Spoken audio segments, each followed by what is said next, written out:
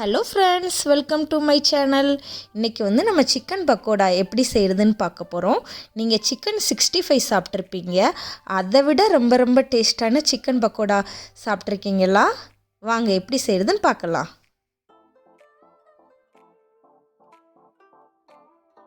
First நம்ம எலும்பில்லாத chicken pieces வந்து இந்த மாதிரி கட் பண்ணி எடுத்து வச்சுக்கோங்க.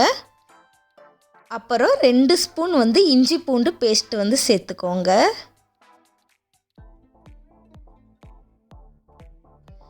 அப்புறம் வந்து 2 ஸ்பூன் வந்து மிளகாய் தூள் அதையும் சேர்த்துக்கோங்க. 1 ஸ்பூன் வந்து தயிர் சேர்த்துக்கோங்க.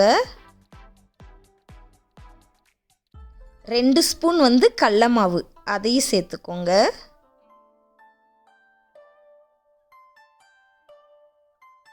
அப்புறம் 1 ஸ்பூன் அரிசி மாவு அதையும் சேர்த்துக்கோங்க. குட்டியாக கட் பண்ண 3 பச்சை மிளகாய் சேர்த்துக்கோங்க. அப்புறம் குட்டியாக பிச்சு போட்ட மல்லித்தலை சேர்த்துக்கோங்க. அப்புறம் 1 ஸ்பூன் கருவேப்பிலை சேர்த்துக்கோங்க. அப்புறம் ஒரு 1/2 லெமன் வந்து புழிஞ்சு விட்டுக்கோங்க.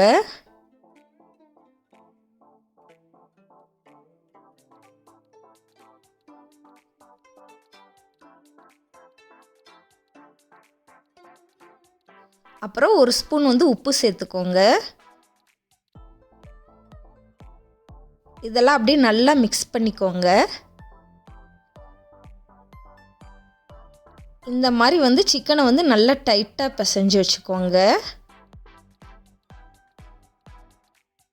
அப்புறம் ஒரு 1/2 ஸ்பூன் வந்து கரம் மசாலா அதையே ஆட் பண்ணிக்கலாம்.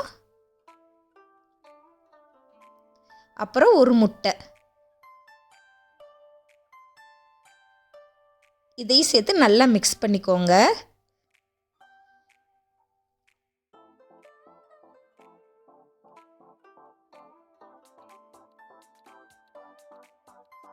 ரெண்டு மணி நேரம் சிக்கன் நல்லா ஊறட்டும்.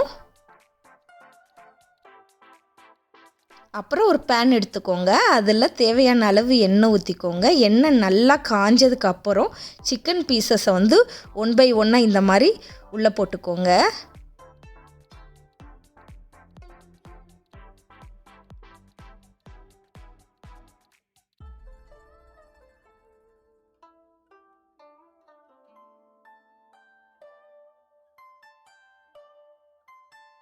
நம்ம சிக்கன் பீசஸை வந்து இந்த மாதிரி போட்ட உடனே வந்து நம்ம திருப்பி போடக்கூடாது.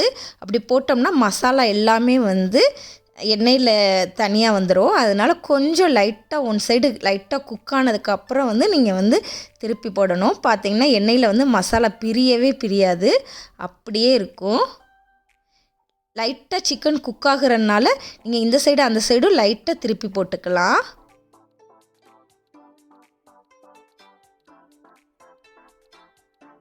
பாருங்கள், சிக்கன் சூப்பராக நல்ல ஒரு கலர் தெரியுது. இப்போ நம்ம அதை வந்து திருப்பி போட்டுடலாம். இந்த மாதிரி 2 சைடு வந்து நீங்கள் திருப்பி போட்டுக்கிட்டே இருக்கணும்.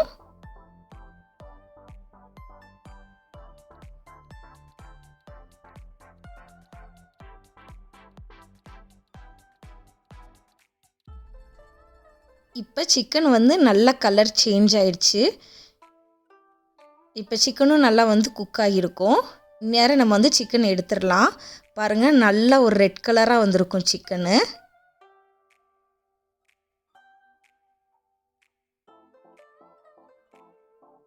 அவ்வளோதான், ரொம்ப ஈஸியான சிக்கன் பக்கோடா வந்து ரெடி ஆயிடுச்சு.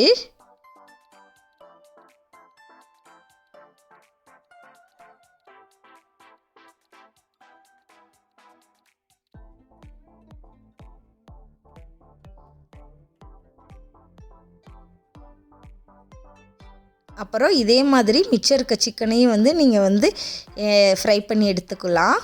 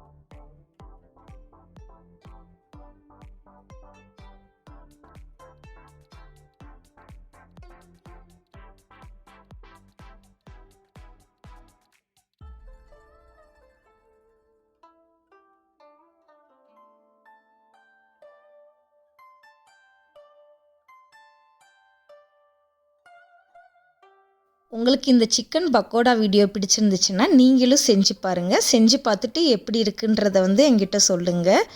அப்புறம் உங்கள் ஃப்ரெண்ட்ஸுக்கும் ஷேர் பண்ணுங்கள். மறக்காமல் சப்ஸ்கிரைப் பண்ணிடுங்க. பாய்.